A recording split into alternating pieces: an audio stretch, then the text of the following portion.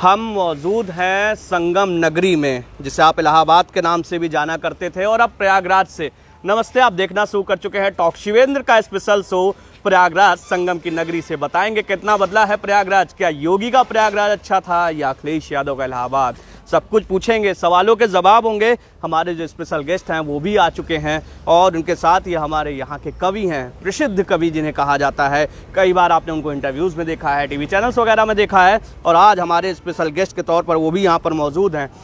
तो शुरुआत अगर देखा जाए तो होती है इस चाय से, और ये सुभाष चौराहा का वो चाय कॉर्नर है जहाँ पर जायसवाल जी के चाय के नाम से फेमस है। लोग पहुँचते हैं यहाँ पर और पहुँचने के साथ ही सवाल जवाब की शुरुआत होती है। लोग जानते हैं प्रयागराज को समझते हैं बनारस, इस वजह से ज़बान पर आ गया है क्योंकि आप बनारस वासी हो गया हूँ, कानपुर शहर छोड़ चुका हूँ। तो कानपुर में आपने देखा था टॉक शिवेंद्र, और उसके बाद ये चल रहा है। तो ये है सुभाष चौराहा। एक बार कैमरा घूमेगा और आपको पता चलेगा कि आखिर सुभाष चौराहे की कहानी क्या है।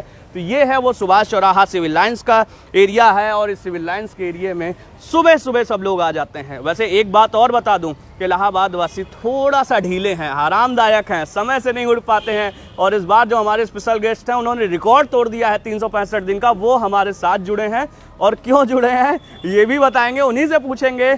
इलाहाबाद, अल्लाहाबाद या अल्लाहाबाद पर बहुत सारे नाम हैं, कंफ्यूज हूँ खुद भी। तो हमारे साथ जुड़ रहे हैं इस समय संदीप तिवारी जी, वरिष्ठ पत्रकार हैं, इंडिया न्यूज़ में रिपोर्टर हैं, और सबसे बड़ी बात है कि खुद का एक प्रोग्राम चलता है और इतवार की बकैती। अगर अभी तक आपने सब्सक्राइब नहीं किया तो जाइए, उसको ढूंढिए और करिए। तो हमारे साथ शुरुआत करते हैं संदीप भैया। संदीप भैया, इलाहाबाद, प्रयागराज या अल्लाहाबाद, मतलब बहुत सारे नाम हैं।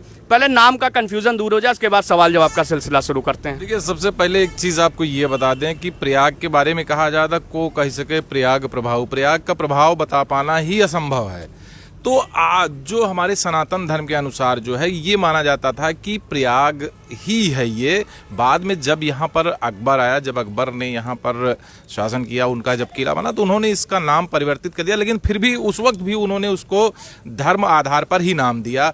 चूँकि प्रयाग एक धार्मिक तीर्थराज कहा जाता है, एक धार्मिक स्थान है, तो उन्होंने भी इसका नाम परिवर्तित कर दिया। बस प्रयाग से इसको अल्लाहवास कर दिया। अल्लाहवास धीरे धीरे बिगड़ते बिगड़ते वही इलाहाबाद हो गया, और इस इलाहाबाद के नाम से फिर ये विश्व विख्यात हो गया। इलाहाबाद हाई कोर्ट है, इलाहाबाद विश्वविद्यालय है, पूरब का ऑक्सफोर्ड कहा जाता है। लेकिन फिर अभी जब योगी जी की सरकार आई तो उन्होंने इसको फिर से एक बार इलाहाबाद से प्रयागराज कर दिया। तो सीधी सी बात है। लेकिन भैया एक बात है, गुरु हमरे सभे जो ना इलाहाबादी है, ये तो ही हम खाटी सुल्तानपुरिया, लेकिन अब 20 साल से इलाहाबादी। तो होत का कि अगर दिल में प्रयागराज है तो खून में नस नस में इलाहाबाद दौड़ता है। तो ये हमारा ना हमरे सब इलाहाबाद से विरक्त हो सके और ना प्रयागराज से। तो दोनों ही हमारे जीवन में है और हम दोनों को जी रहे हैं, और मस्त भरपूर एकदम चौड़े। दोनों के चक्कर में तो नहीं फंस गया यहाँ का मतलब वासी जो है वो प्रयागराज और इलाहाबाद के चक्कर में फंस गया हो। इस बीच में जितने सारे लोगों ने ज्वाइन किया, बहुत बहुत आभार। Good morning everyone. और बहुत सारे लोग शेयर कर रहे हैं, सुप्रभात विराट भाई। और इस बीच में एक बता दूं कि आज नमन दिवस भी हम लोग मानते हैं, ब्लैक डे कहा जाता है। पुलवामा में हमारे जवान शहीद हुए थे, उन लोगों को हम लोगों की तरफ से नमन। और आज एक कार्यक्रम है शुक्लागंज में, विराट की तरफ से आयोजित किया जा रहा है। तो अगर आप शुक्लागंज वासी हैं तो प्लीज़ वहाँ पर जरूर पहुँचिएगा। चलिए, हम लोग बातचीत कर रहे थे कि क्या लोग तो नहीं फंस गए, और प्रयागराज का नाम बदलने से क्या शहर बदला या शहर भी वैसे ही चल रहा है जैसे पहले चल रहा था? देखिए, शहर की चाल नहीं बदली है, नाम बदलने से। अब जैसे मुझे लोग दो नाम से जानते हैं, एक संदीप तिवारी के नाम से जानते हैं, और आजकल जो हम बकैती कर रहे हैं उसकी वजह से संदीप राग से भी कुछ लोग जान रहे हैं। तो क्या स्वभाव थोड़ी बदल गया, व्यवहार थोड़ी बदल गया? तो नाम बदलने से सिर्फ नाम ही बदलता है, स्वभाव और व्यवहार नहीं बदलता है। तो इलाहाबादी जो हैं वो जिस इलाहाबादियत में जीते थे, आज भी प्रयागराज में भी उसी इलाहाबादियत में जी रहे हैं। अब इलाहाबादी अमरूद प्रयागराजी अमरूद थोड़े हो जाए, वो इलाहाबादी रहे। इलाहाबाद विश्वविद्यालय इलाहाबाद विश्वविद्यालय है। तो प्रयागराज हमने जैसा बताया कि अगर एक दिल में है तो एक लहू में साथ में दौड़ रहा है, तो दोनों के साथ हम जी रहे हैं। हमारे जीने के अंदाज में कोई परिवर्तन नहीं आया है। हाँ, बस ये है कि अब कागजे पर ना लिख सकी इलाहाबाद, कागजवा जो ना प्रयागराजे लिखे पड़ा था। तो कागज भर में कुछ चीज़ें हैं और कागज के बाहर भी हैं। ये देखिए पीछे चाय की चुस्की चल रही है, और ये हमारे साथ विनोद कुमार दिनकर जी हैं। सर से भी बात कर लेते। सर, अरे आइए। तो कितना अच्छा लगता है, मतलब आप प्रयागराज में हैं, आप संगम नगरी में हैं, और संगम नगरी में क्या संगम नगरी में कितना अच्छा है। संगम नगरी आपको कितनी अच्छी लगती है? केवल एक पर्सनल तौर पर, मतलब एक अपना जो है हाँ। तरीके वो है नहीं, एक पर्सनल तौर पर सर संगम नगरी अच्छी लगती क्या?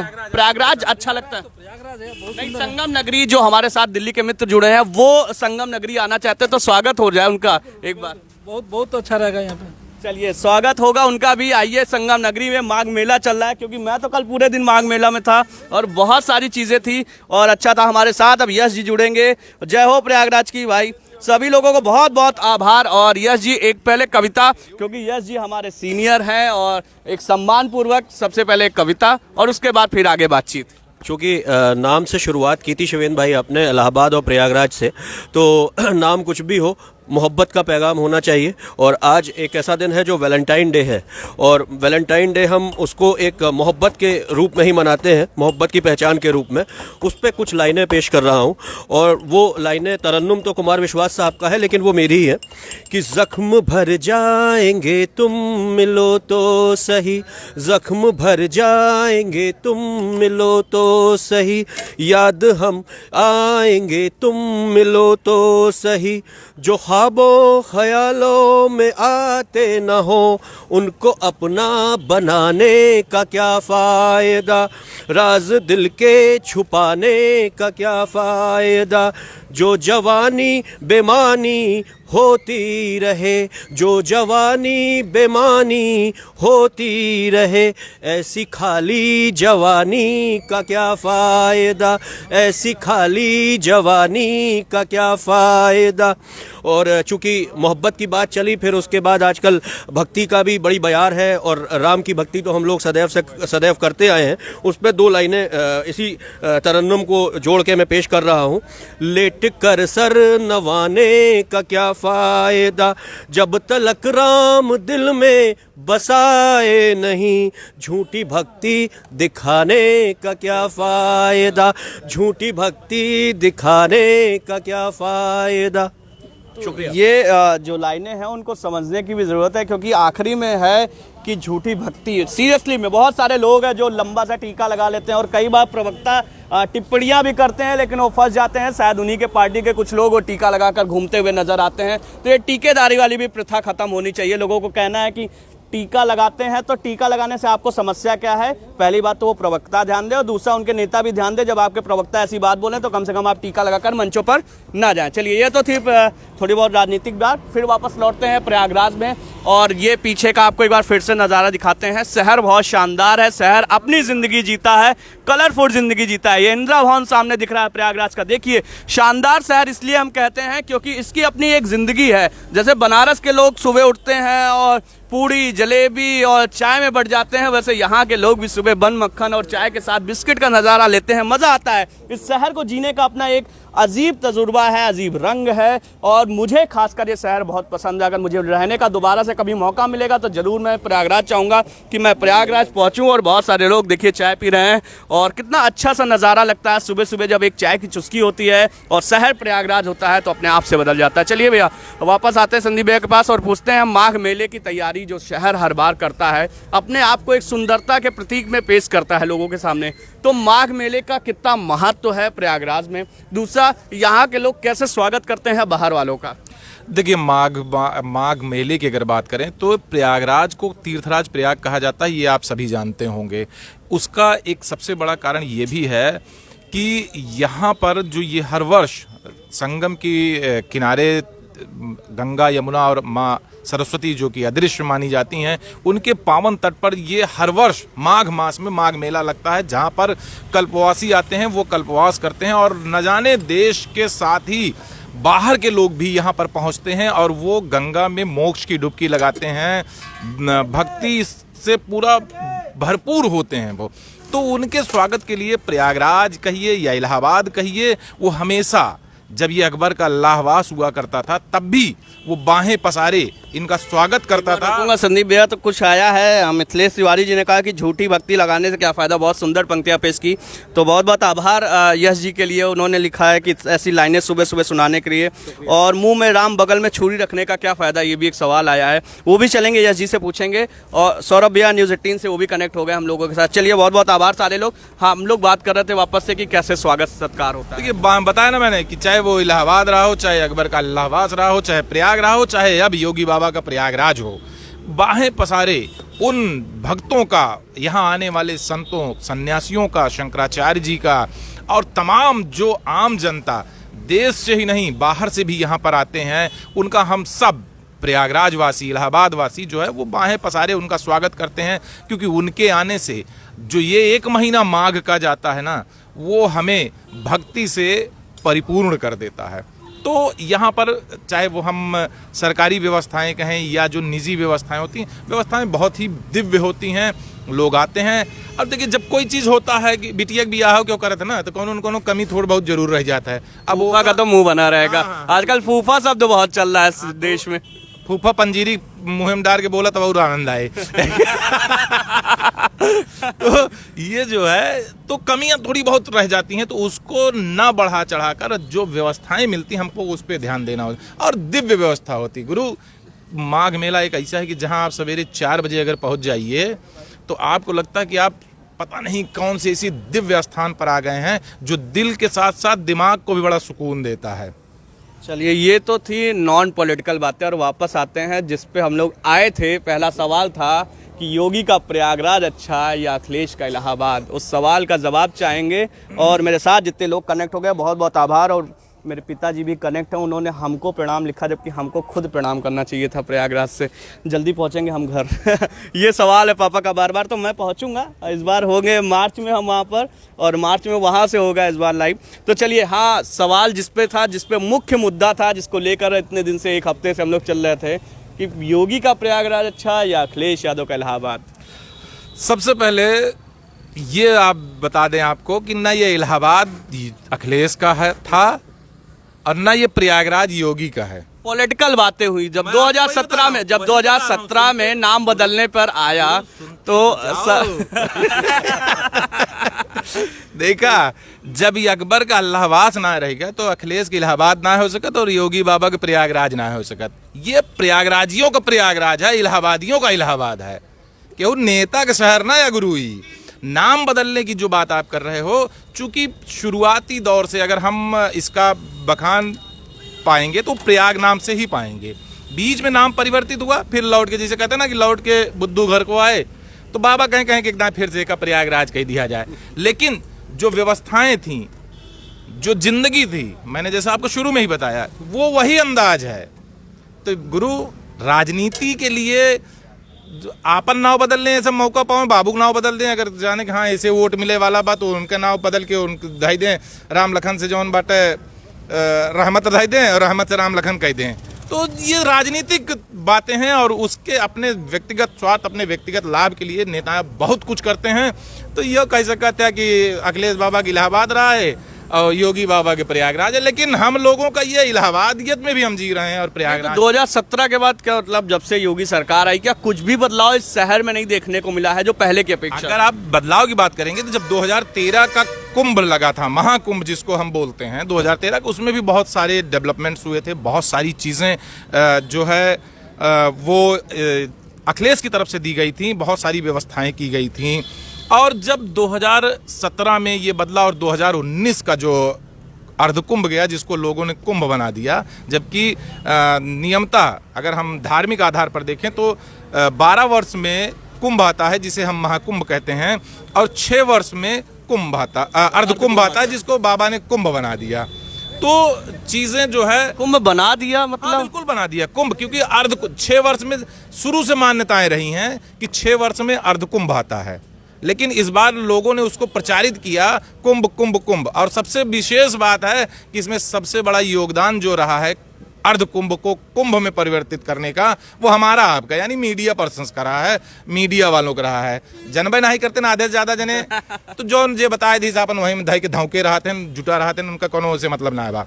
खैर, फिलहाल अगर डेवलपमेंट की बात करें तो चूंकि 2017 के बाद जब इसका नाम परिवर्तित किया गया, 2019 का जो अर्धकुंभ गया, तो यहाँ पे बहुत सारी चीज़ें आई, चाहे वो सड़कों का डेवलपमेंट हो, चाहे वो शहर की अन्य जो बातें हैं उनका डेवलपमेंट हो, लेकिन अभी भी बहुत सारी चीज़ें ऐसी हैं, बहुत कुछ ऐसा है जो इंतज़ार कर रहा है कि वो कब डेवलप। जब 2014 में सरकार बनी थी साहब की केंद्र में, तो स्मार्ट सिटी में जब जो शुरुआत के 100 स्मार्ट सिटी जब आपका क्वेटो बन रहा था ना, तो हम सब स्मार्ट में गिना कर रहे हैं। लेकिन गुरु आ जाओ, इंतजार करते हैं कि कब वो क्वेटो बने, कब हम स्मार्ट हो। नहीं तो क्वेटो बनने का मतलब मेरे हिसाब से ये था कि बदलाव होना क्वेटो जैसा, क्योंकि क्वेटो एक धार्मिक नगरी कहा जाता है, तो उस हिसाब से उसे मेंटेन करना। तो क्या लगता है कि 2014 से लेकर बनारस में आवारा सांड घूमना बंद कर दिए? तो आवारा सांड घूमने का मतलब ये है कि बनारस का मतलब डेवलपमेंट सांड मिलता है। ये सवाल बड़ा है। क्वेटो में आवारा सांड घूमते हुए मिलता है, गलियों में पता चला जाता है, दही की मूड़ी लगा के धकेल दी, मिलता है। अच्छा, हमारी चूंकि मैं देहाती, मैं शुद्ध बताया आपको ना शुरुआत में कि मैं खांटी सुल्तानपुरिया हूँ, तो गुरु अपने आप उबाल मार के निकल आवत है, तो इसलिए बहुत से लोग सोच रहे हैं कौन देहाती पकड़ ले हैं यहाँ जाके। नहीं, देहाती नहीं, बहुत सारे लोगों का है। इस बीच में यश शर्मा जी के लिए है कि एक कविता सुना दे सर कोई, और कविता नमन उनको चाहिए इस बार, क्योंकि पुलवामा हमले में जो शहीद हुए हैं उनके लिए कुछ लाइनें ज़रूर होनी चाहिए हमारे शो के माध्यम से। तो यश जी बताएंगे, तब तक चलिए देखिए ये चाय का उबाल जो है बहुत तेज़ी से है। प्रयागराज का जो उबाल है वो अलग है, रंग रूप उसका अलग है, क्योंकि प्रयागराज की चाय का जो मज़ा है वो जायसवाल जी की चाय में है। यहाँ हम लोग चाय भी पियेंगे, चाय भले ही छोड़ दी है लेकिन पी के ज़रूर जाएंगे यहाँ की चाय, और आपको बताएंगे कि आखिर कैसी दिखती है यहाँ की चाय। तो इन सारे चीज़ों लोगों को, और जायसवाल जी की चाय हल्ला मचाती है और सिविल लाइन्स में जोर जोर चिल्लाती है कि भाई यही प्रयागराज है, यहीं आना है। तो ये देखिए अब सुबह का नज़ारा, अब धीरे धीरे शहर का नज़ारा बदल रहा है, लोग सड़कों पर दिख रहे हैं। अब आप इधर दाएं बाएं घूमेंगे, जिस तरफ घूमेंगे, क्योंकि कहा था कि शहर बहुत धीरे चलता है। तो यश जी हमारे साथ आ गए। एक सर जो कहा जाता है इलाहाबाद में कि लोग थोड़ा देर से उठते हैं और थोड़ा सा आराम करते हैं क्योंकि इतवार है, यहाँ के लिए इतवार है, वैसे दिल्ली वालों के लिए संडे होगा, इधर इतवार होगा, रविवार होगा, यहाँ का इतवार है, तो इतवार में लोग आराम करते हैं। जी, चूंकि आपने पुलवामा के शहीदों की बात की, तो पूरा देश उनको नमन कर रहा है, और बहुत दुखद घटना थी ये हमारे देश के लिए। और इस तरह के बहुत सारे लोग आज़ादी की लड़ाई से लेके 1857 और उसके बाद से लेके बहुत सारे क्रांतिकारी शहीद हुए, और आज भी सीमा पर लोग शहीद होते रहते हैं। तो जिन्होंने आज़ादी दिलाने के लिए लड़ाई लड़ी और जो असली आज़ादी के मायने हैं, उन पे कुछ लाइनें पेश कर रहा हूँ, जो असली आज़ादी होनी चाहिए, जो हमें मिलनी चाहिए। आज़ादी मिले तो मानो जाति पाति के घेरों से, आज़ादी मिले तो मानो अशिक्षा के अंधेरों से, आज़ादी मिले जो मानो भुखमरी और गरीबी से। अंग्रेज़ों भारत छोड़ो ये आज़ादी का नारा था, अंग्रेज़ों ने भारत छोड़ा अब ये देश हमारा था। भारत ने पूछा मुझसे कि अब क्या होने वाला है, मैं बोला कानूनों को अब किताबों में पूजा जाएगा। कल्लू करेगा चोरी और लल्लू पकड़ा जाएगा। नए भारत की नई किरणों ने उम्मीदें खूब जगाई हैं। सबको मिले सम्मान देश में, काम की हो पहचान देश में, मिले सभी खुशहाल देश में, तो समझो नई आज़ादी आई है। बहुत सही, शानदार है कि नई आज़ादी आई है, लेकिन उनके शब्दों को समझिए। यश शर्मा जी ने जिन शब्दों का प्रयोग किया कि चोरी कोई और करेगा और पकड़ा कोई और जाएगा। और वापस आते हैं, इतवार के दिन क्यों देर से उठते हैं इलाहाबाद वाले? ये सवाल अभी संदीप जी से पूछेंगे क्योंकि वो भी उठे हैं, लेकिन यश जी से पूछते हैं, आपने भी काफ़ी मेहनत की है यहाँ आने के लिए। देखिए, दो शहर ऐसे हैं जिनके बारे में कुछ ऐसी भ्रांतियाँ हैं। एक तो वाराणसी है, जहाँ पे किसी मित्र ने मेरे एक बार मुझसे कहा था कि यहाँ तो रिक्शे वाला भी ओवरटेक नहीं करता और रिक्शे वाले को भी कोई ओवरटेक नहीं करता। और दूसरा शहर इलाहाबाद है, जो उससे थोड़ा तेज़ है लेकिन अपनी मस्ती में चलता है। और इतवार का दिन इलाहाबादियों के लिए बड़ा स्पेशल दिन होता है। वो सुबह की चाय पीते हैं, बंद मक्खन खाते हैं, दम आलू समोसा खाते हैं और कचौड़ी खाते हैं चौक की। तो इलाहाबाद इतवार को शांत रहता है, थोड़ा सा डाउन रहता है, कूल रहता है। बाकी दिन तो सभी काम करते हैं, लेकिन इतवार को थोड़ा सा मनोरंजन करते हैं, मस्ती करते हैं, ऐश करते हैं। और चूंकि माघ मेला चल रहा है, तो आज बहुत ज़्यादा जो इलाहाबाद वासी हैं, प्रयागवासी हैं, वो आज माघ मेले की तरफ प्रस्थान करेंगे और मेले का आनंद भी लेंगे। तो इस तरह का है इलाहाबाद। रविंदर सिंह ने कहा, भैया जी सादर प्रणाम, बेबाक बेहिचक अपना पक्ष रखने के लिए बहुत बहुत बधाई। तो ये सारे लोगों के लिए था। चलिए, हम लोग बात कर रहे थे इतवार की बकैती। बकैती पता है क्या होता है? नहीं पता, कानपुर वालों को नहीं पता होगा। इतवार की बकैती के मालिक मतलब शो जिनका, हमको भी बुलाए थे लेकिन बैठाया नहीं, वो अलग बात है। इसकी शिकायत है, सारे लोग कमेंट करके बताइएगा, शिकायत कर दीजिएगा संदीप भैया से, इनको फॉलो भी दीजिएगा। क्यों? क्योंकि एतवार की बकैती जो होगी, अब उसके बारे में हम जानेंगे क्या है एतवार की बकैती। मतलब बकैती शब्द केवल जो इधर ही सुनने को मिलता है, कानपुर वालों को नहीं पता, तो कम से कम कानपुर और बनारस वालों को पता चले बकैती क्या है। देखो गुरु, बकैती जो है ना, वो इलाहाबाद का एक ऐसा शब्द है जो ये बताता है कि बड़े बड़े तोप जो हैं, अगर यहाँ आजकल बिडेन साहब को भी ले आओ ना, तो लोग समझा दें कि राष्ट्रपति तू भले होएगा, अमेरिका हम चलाई थे। ये है बकैती। हाँ, कि हम अपने ही अंदाज में, जिसको हम बेअंदाज कहते हैं, वो जो हमारा अंदाज होता है ना, बेअंदाजी वाला अंदाज, वो बकैती है। कोई चीज को बड़े हल्के से कहते हैं ना कि छुआ देना, वो बकैती है। आप कोई भी नेता आया और हमें उसको कुछ लपेटना है, जो हमारा लपेटने का अंदाज होता है ना, बड़े आराम से धीरे से, कि अगले को पिन भी कर दिया और कुछ देर बाद ओकरे समझ में आए, वो बकैती है। तो जो हमारा इतवार की बकैती है, इतवार की बकैती सिर्फ हम संडे को करते हैं, इसलिए उसका इतवार के नाम, बाकी हम लोग रोज बकैती करते हैं 24 घंटे में। इलाहाबादिया बकैती चलती है। पीछे एक पोस्टर लगा है, लिखा है क्लीन प्रयागराज, ग्रीन प्रयागराज, नगर निगम प्रयागराज की तरफ से। कितना बदला है प्रयागराज, मतलब समझना पड़ेगा। देखिए, ये देखिए कितना बदला है प्रयागराज। ये देखिए क्लीन प्रयागराज और ग्रीन प्रयागराज की एक झलक जो दिख रही है, वो सिविल लाइंस जैसे एरिया में दिख रही है। आप देखिए सामने कितना कुछ पड़ा है, और वो पता चलेगा कि अखबार वालों को ये समझना चाहिए, क्योंकि हम लोग मीडिया के हैं तो हम लोग सवाल उठाते हैं, लेकिन हमें खुद समझना चाहिए कि अखबार की जो गंदगी है वो हम खुद छोड़कर जा रहे हैं, और इसकी जिम्मेदारी हमने नगर निगम के हवाले कर दी। और कल हम नगर निगम के हवाले में ये भी खबर छापेंगे, फोटो खींचेंगे और कहेंगे देखिए नहीं बदला है प्रयागराज। तो प्रयागराज बदला है, मानना पड़ेगा, प्रयागराज बदला है। और सुबह की चाय चल रही है, बकैती चल रही है, हम लोग जुड़ चुके हैं टॉक शिवेंद्र पर। अगर अभी तक जिन लोगों ने ये शेयर नहीं किया तो फटाफट शेयर करिए। इलाहाबाद वालों का स्वागत है, क्योंकि मैं खुद इलाहाबाद में मौजूद हूँ, बनारस से चलकर आया हूँ, कानपुर छोड़ कर आया हूँ, तो बहुत सारे शहरों का मिक्सअप हूँ मैं खुद। और प्रतापगढ़िया हूँ, मतलब मैं प्रतापगढ़ में मेरा जन्म हुआ है, कानपुर में मेरी शिक्षा दीक्षा हुई, वर्किंग पार्ट मेरा बनारस रहा है, और उसके साथ ही अब प्रयागराज। मतलब मैं भी शहरों को जोड़ने की कोशिश कर रहा हूँ, और उस कोशिश में ये है बकैती। ये है बकैती। ये है बकैती। तो ये है बकैती। तो एतवार की बकैती पर हर हफ्ते आपको रविवार कितने, एक बार शो के बारे में थोड़ा बता दें भैया। इतवार की बकैती सिर्फ कटाक्ष है, तंज है, राजनीतिक अव्यवस्थाओं पे। इसलिए सवाल आ गया इसके बाद कि प्रयागराज में घाट जैसे थे वैसे ही हुए हैं कुंभ में, या कुछ उनमें बदलाव किया गया है? ये ठीक पक्का बन गया बा। चलिए, एक पक्का बन गया, एक पक्का बन गया।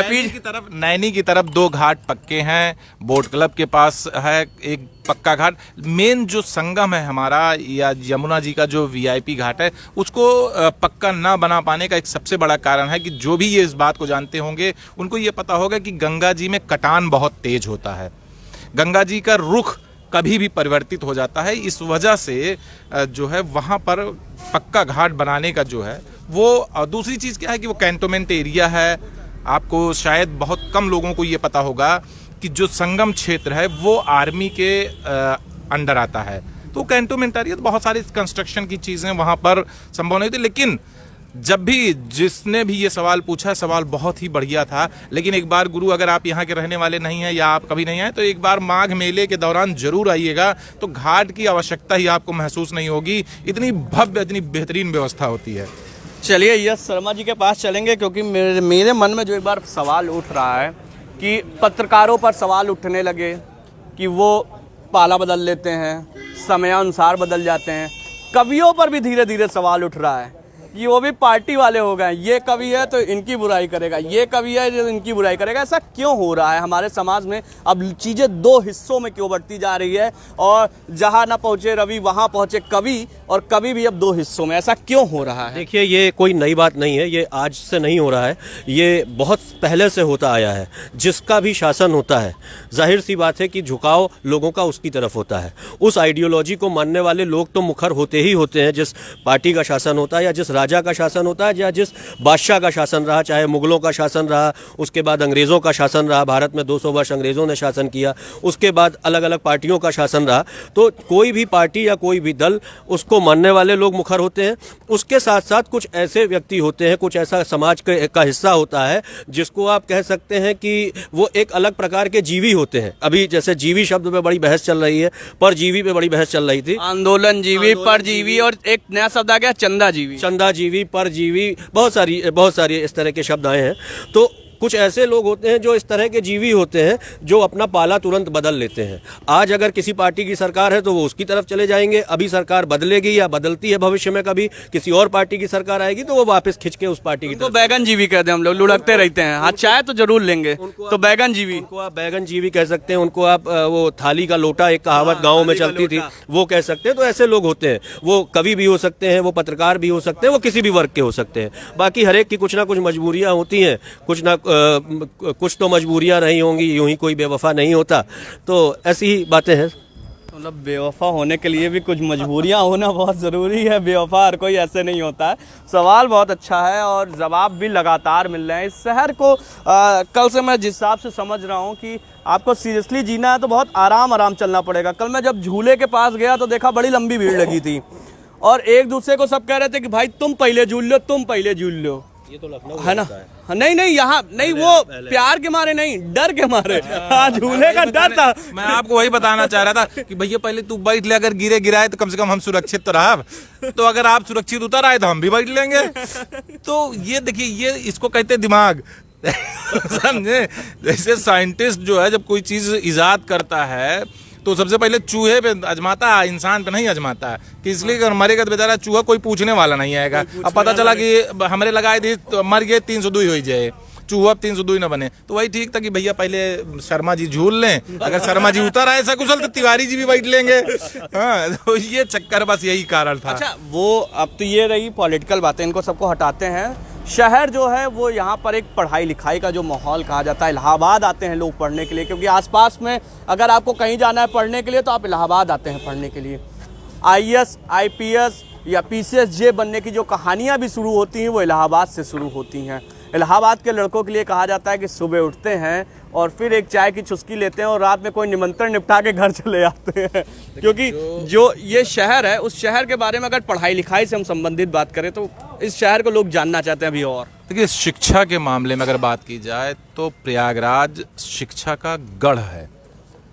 और जो आपने कही सिविल सर्विसेज की, तो किसी ज़माने में इसको IAS, IPS की फैक्ट्री कहा जाता था। यहाँ से जितने IAS, IPS निकलें, आज आप भारत के किसी कोने में चले जाइए, वहाँ आपको इलाहाबाद, प्रयागराज का पढ़ा हुआ अधिकारी जरूर मिलेगा। तो हमारे ये शहर की यही खासियत रही है कि पढ़ने वालों को ये अपने दिल से लगाता है और उन्हें संवार के, उन्हें एक सुसज्जित करके यहाँ से उनके लक्ष्य पर भेजता है कि आप जिस उद्देश्य से आए थे आपने उसको प्राप्त किया, अब आप जाइए और अपना जीवन बेहतरीन अंदाज में जिए और देश के लिए कुछ करिए। तो देखिए, प्रयागराज पूरब का ऑक्सफोर्ड कहा जाता था इलाहाबाद विश्वविद्यालय को। ठीक है, समय के साथ कुछ चीज़ें परिवर्तित होती हैं, कुछ कमियां आती हैं। यहाँ भी ऐसा नहीं है कि नहीं आई हैं, बहुत सी। रविंदर जी का सवाल आ गया, ले लेते हैं कि महंगाई की वजह से मांग मेले पर कोई असर है या यूं ही चल रहा है जैसे चल रहा था? देखिए, महंगाई का प्रभाव हर जगह दिखता है, लेकिन मेले पे फिलहाल ऐसा कुछ भी महंगाई का असर आप नहीं बता सकते हैं। जिस तरीके की दिव्यता भव्यता हमेशा से माघ मेले में रही है, वही दिव्यता भव्यता आज भी दिखाई पड़ रही है। बस कोरोना की वजह से लोगों में एक भय था मन में, वो नहीं है। बाकी आप सोचो, जिस तरीके से ट्रैक्टर में भर के लोग, कोई बलिया से चला रहा है, कोई गाजीपुर से चला रहा है, कोई जो है सुल्तानपुर प्रतापगढ़ से चला आ रहा है, तो कोई सीतापुर लखनऊ से चला आ रहा है, तो वो जो सिलसिला था वो आज भी है। तो महंगाई का आम जनता पर हाँ प्रभाव पड़ता है, लेकिन जब हमारी आस्था की बात होती है तो वहाँ सब कुछ खत्म हो जाता है। सिर्फ वहाँ हमारी सोच, हमारे विचार और हमारी आस्था ही प्रभावी होती है। आप सोचो कि सरकारी आंकड़ा अगर हम माने तो मौनी अमावस्या के दिन 30 लाख से ज़्यादा लोगों ने स्नान किया। मौनी अमावस्या पर आया तो हम एक चीज़ और कहेंगे कि बोली पिछले 2 बारों से ऐसा हो रहा है कि हेलीकॉप्टर से वर्षा की जाती है पुष्प पर, और उस पर भी सवाल उठ जाते हैं। तो मतलब 2019 में शुरू किया गया था, 2019 में शुरू किया गया था। ये भी शुरुआत जो है वो कुंभ के दौरान हुआ था कि मौनी अमावस्या पे जो है हेलीकॉप्टर से आने वाले श्रद्धालुओं पर पुष्प वर्षा की जा रही थी। तो 2019 में हुआ, फिर 2020 में हुआ, उसी परंपरा को इस बार 2021 वाले सवाल ये उठा कि सरकारी खर्चा ज़्यादा हो रहा है इसमें। देखिए, अब सवाल उठाने वालों को कोई, देखिए हम और आप पेशे से पत्रकार हैं, सबसे ज्यादा उंगली करने की आदत हमारी आपकी होती है, एकदम ठीक है। अभी जो आपने कहा ना कि अभी थोड़ी देर पहले आपने दिखाया कि ये अखबार वालों को सोचना चाहिए कि इस तरीके से गंदगी न करें। गंदगी अखबार में स्वच्छता अभियान तब दिखाए परत गुरु जब विभाग ऐड देता है, तो इतना बड़ा बड़ा छाप दिया जाता है, ठीक है। चैनल पे स्वच्छता अभियान तभी दिखता है जब सरकार ऐड दे देती है कि आप जो है गंदगी के खिलाफ प्रचार कीजिए। तो जितना दिन वो रुपीवा काम करे उतना दिन खूब गंदगी प्रचार करी खिलाफ है ही हमरे सब। उसके बाद गंदगी करता है, पता चला जिस अखबार में छपा है वही अखबार वाला हाथ पोंछ के वहीं फेंक के चला जा रहा है। जिस चैनल में ऐड दिख रहा है वही चैनल वाले मारे बिस्लरी और बोतल इसे गाड़ी में से शीशा खोल गिरा दें। तो वो सब समय की बात है। यश भैया के लिए एक सवाल आ गया कि कृषि आंदोलन के बारे में यश भैया का क्या कहना है, और उसके बाद संदीप भैया भी बताएं कि उनको क्या कहना है। तो दोनों लोगों से पूछते हैं, कृषि आंदोलन देश का सबसे चर्चित आंदोलन इतने दिनों से चल रहा है, उस पर क्या कहना है आपका? देखिए, कृषि आंदोलन एक ऐसा सब्जेक्ट है जो आजकल मीडिया में भी बहुत हावी है और लोगों की प्रासंगिकता उससे जुड़ी हुई है। कृषि आंदोलन जो है वो काफ़ी समय हो गया उसको चलते हुए। मेरा भी सरकार से अनुरोध है कि किसी भी तरीके से इस मामले का सौहार्दपूर्ण हल निकल जाना चाहिए। इस मामले को अब बहुत लंबा नहीं खींचना चाहिए क्योंकि ये पहले से ही बहुत लंबा खींच चुका है। और अगर किसान उसमें हैं, बहुत सारे किसान आंदोलन कर रहे हैं, उनको भी समझना चाहिए कि वो क्या चाहते हैं, बैठ के बात होनी चाहिए और बातचीत शुरू होनी चाहिए। जो बातचीत का दौर एक बंद हो गया है, प्रधानमंत्री जी ने भी कहा कि हम बातचीत करना चाहते हैं। किसानों को भी चाहिए कि वो तैयार हो बातचीत करने के लिए और एक रास्ता निकले और इस आंदोलन का सौहार्दपूर्ण अंत हो और सब लोग अपनी खुशी खुशी अपने घर जाएं, क्योंकि किसान हमारा अन्नदाता है। वो जो है सुख से रहेगा तो बाकी जो अर्थव्यवस्था है उस पर भी उसका प्रभाव पड़ेगा। खलीफा कौन किसान रहे जो चली आए हैं। चलिए पॉलिटिकल चर्चा पर आते हैं। 26 जनवरी को देश में जो कुछ हुआ वो सभी ने देखा। इतने दिनों से एक शांतिपूर्ण आंदोलन चल रहा था, उसके बाद 26 जनवरी को अचानक से एक धार्मिक झंडा लहरा दिया जाता है, उस पर सवाल उठने लगते हैं। फिर 27 और 28 जनवरी की रात में कुछ ऐसा होता है कि टिकट जीरो होते हैं और भीड़ बढ़ जाती है, और वो आंदोलन जो खत्म होने वाला रहता है गाजीपुर से, जो बॉर्डर से खत्म होने वाला होता है, एक बार फिर से वो जुनून भर लेता है। और उसके बाद फिर कुछ विदेशी आर्टिस्ट कूदते हैं, हम लोग विदेशी कहेंगे क्योंकि हमारे देश के तो हैं नहीं, इम्पोर्टेड कह देंगे, और मियाँ खलीफा जैसे लोग कूदते हैं। तो एक पत्रकार के नज़रिए से क्या लगता है कि अब ये आंदोलन कहाँ जाने वाला है? देखिए, आंदोलन जो 26 जनवरी की अगर हम बात करें तो जिस तरीके से लोग अंकुर भैया एक मिनट अंकुर भैया ने कहा कि एक कविता जो उनके हिसाब से कोई सरकार को प्रेरित करे। यश भैया से सुनेंगे थोड़ी देर बाद, तब तक हम सुनते हैं संदीप भैया क्या करें। जो 26 जनवरी को जो घटना हुई वो अफसोसजनक है, नहीं होना चाहिए। क्योंकि देखिए, कुछ चीज़ें हमारे शान की बात होती हैं। अगर हम अपने ही शान को खुद तोड़ने मरोड़ने की कोशिश करेंगे तो उसका दुष्प्रभाव जो है, ऐसा नहीं है कि आपने जो भी चीज़ किया, अब मान लीजिए थोड़ी देर के लिए हम ये मान लेते हैं कि आपने सरकार के विरोध में किया, तो क्या विश्व व्यापी जो उसका प्रभाव दिखा वो मात्र नरेंद्र मोदी जी के कारण के ऊपर दिखा, सिर्फ भाजपा सरकार के ऊपर दिखा? नहीं, जो विपक्ष में बैठे हैं उनके ऊपर भी उसका दुष्प्रभाव आया। आम जनता, जनमानस, जिन लोगों ने इस बात का समर्थन किया उनके ऊपर भी उसका दुष्प्रभाव दिखा। तो हम अगर अपनी ही देश की गरिमा को आहत करने की कोशिश करेंगे तो हम उससे वंचित नहीं रहेंगे। ये यहाँ पर सिर्फ पार्टीगत बात नहीं होती है, यहाँ फिर देश हित की बात होती है। बहुत से लोगों की मेरी बात लगेगी कि ज्ञान दे रहा है, मैं ज्ञान नहीं दे रहा हूँ गुरु, हम ज्ञान वन ना दे पाई, हम जो कही तो एकदम उखाड़ के बोल दे, तो जेका समझे कोई समझा, न समझे को जय भोलेनाथ। तो चलिए कविता सुन लेते हैं, उसके बाद फिर आपके पास लौटेंगे, क्योंकि बीच बीच में ना लोगों के बार बार कमेंट आ रहा है कि यश जी बड़ा अच्छा सुना रहा है। इसलिए इनको जो है बहुत बहुत शुक्रिया सभी भाइयों को जो जुड़े हुए हैं। और प्रेरित करने की जहाँ तक बात आई तो मैं ऐसी कुछ लाइनें सुना रहा हूँ जो हम सभी को प्रेरित करती हैं, पूरे समाज को प्रेरित करती हैं। और चूंकि राम हमारे आराध्य हैं, राम पे कुछ लाइनें पेश कर रहा हूँ। राम को जानो इन्हें पहचानो, राम राज्य अब लाकर मानो। राम को जानो इन्हें पहचानो, राम राज्य अब लाकर मानो। राम मीत है, राम गीत है, राम एक पुण्य चरित्र है। राजनीति को छोड़ के ध्यालो, इस जीवन में राम को पालो, इस जीवन में राम को पालो।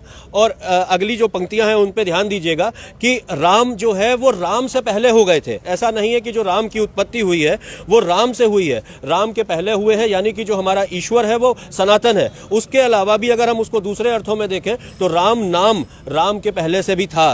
राम से पहले राम हुए हैं, हर जीवन से राम जुड़े हैं। कौन कहेगा राम विलग हैं, विलग माने अलग। कौन कहेगा राम विलग हैं, राम को खोजो, राम को जानो, राम को मन मंदिर में बसा लो। राम धर्म है, धर्म राम है, राम धर्म है, धर्म राम है करीब पर अलख राम है। राम पूज वज्र अंग हुए हैं, वज्र अंग यानी कि जिस बजरंग बली के अंग जो है वज्र के समान थे, वो राम को पूजने से बजरंग बली बने। राम पूज बजरंग बने हैं, राम रतन धन खोज लिए हैं। एक मंदिर अब इधर बना लो, ईर्ष्या क्रोध और द्वेष चढ़ा दो। तो ये राम पे पंक्तियां थी और इन पंक्तियों से मुझे लगता है कि हम सभी को राम के चरित्र से प्रेरित होना चाहिए। और राम एक प्रेरक रहे हैं हमारे समाज के लिए और सभी के लिए। और मैंने कहते सुना है हर धर्म के लोगों को, हर मज़हब के लोगों को कि राम सभी के आराध्य हैं। तो इस देश में राम सभी के आराध्य हैं और राम के चरित्र से हमें प्रेरणा लेनी चाहिए। अंकुर ने कहा है कि हम बहुत बड़े फ़ैन हैं यश भैया के, तो बहुत बहुत आभार। और यश भैया की तरफ से भी बहुत बहुत शुक्रिया अंकुर भाई, शुक्रिया। तो आते हैं जो आखिरी एक बड़ा मुद्दा है संदीप भैया, बेरोजगारी देश में 2014 के बाद से कहते हैं कि चरम लेवल पर पहुंच गई है। दूसरा ये है पेट्रोल और महंगाई। इन दो पर हम लोग बात करेंगे, उसके बाद अपनी बात ख़त्म भी करेंगे क्योंकि अब बहुत लंबा हो रहा है। तब भी लोग टिके हैं, ये सबसे बड़ी बात है इसके लिए। ये आपकी मोहब्बत है, जो लोग आपको देखना पसंद करते हैं वो नहीं, मुझे नहीं हो, ये संदीप तिवारी का मतलब एक प्यार है जो बना रहता है इलाहाबादियों के बीच में। और वो इस वजह से, क्योंकि मैं लगातार बता रहा था कि मैं जब जुड़ने जा रहा हूँ, कल रात में मेरे पास इलाहाबाद यूनिवर्सिटी से कुछ मैसेज आए थे और उन लोगों का मैसेज ये था कि संदीप जी के साथ जब जुड़िएगा तो मैं ज़रूर देखूंगी, चाहे मैं उड़ पाऊँ या ना उड़ पाऊँ। लोगों ने बोला था कि कल का लाइव हम ज़रूर देखेंगे। तो ये आपका प्यार है। ये मैं अपने उन सभी भाइयों को, अपने सभी बंधुओं को बहुत बहुत आदर सहित प्रणाम करना चाहता हूँ, धन्यवाद देता हूँ कि मुझे आपने जिस तरीके से बताया, मुझे नहीं मालूम था कि मुझसे भी लोग इतना प्रेम करते हैं, लेकिन आपके माध्यम से पता चला। बहुत बहुत आभारी हूँ मैं उन सभी का, हृदय से आभार व्यक्त करता हूँ कि अगर मुझसे जुड़ना चाहते हैं, मुझे देखना पसंद कर रहे हैं, तो ये मेरे लिए बहुत सौभाग्य की बात है। का भाई पत्रकारे थी एक छोड़ के 4 जने जाना थे, चाहे लड़ावत रही थी चौराहे पर खड़ा हो के। लेकिन बहुत बहुत धन्यवाद आप सभी का। आपका सवाल क्या था?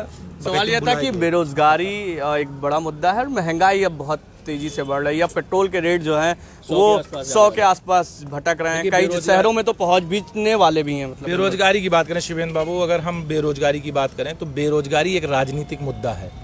बेरोजगारी बहुत है, ऐसा नहीं कि 2014 के पहले बेरोजगारी नहीं थी, सब सरकारी नौकरी करते थे। दरअसल हमारी जो अपनी विचारधारा होती है, मैं क्षमा प्रार्थी हूँ उन सभी से जो लोग सरकारी नौकरी की तलाश कर रहे हैं या सरकारी नौकरी ही उनका उद्देश्य है। सिर्फ सरकारी नौकरी ही रोजगार का मायने बदल चुकी है कि उसी को रोजगार कहा जाता है अगर हम सरकारी नौकरी में हैं। अगर हमारे पास सरकारी नौकरी नहीं है तो हमको रोजगार करने वाला नहीं मानते। मैं बेरोजगार तो नहीं हूँ, पत्रकार हूँ, चैनल हमारा तनख्वाह देता हमका, तो जो है मेरे पास सरकारी नौकरी, क्या मैं बेरोजगार हूँ? नहीं। लेकिन जो धारणा राजनीतिक दलों ने बना दी है, उसका आधार उन्होंने सिर्फ इतना बना दिया है कि अगर आपके पास सरकारी नौकरी नहीं है, गवर्नमेंट आपको नौकरी नहीं दे रही है, तो आप बेरोजगार हैं। और हाँ, ये सही बात है कि 2014 के बाद जिस तरीके से रोजगार के लोगों ने उम्मीद लगा रखी थी, जिस तरीके से प्रोपोगेंडा किया गया था, मार एकदम चौड़े से हर मंच पर से बोला जाता रहा कि धई के धकेल दे इतनी नौकरी की जौन बात जे पैदा ना भा उन्हों के अपॉइंटमेंट हो जाए।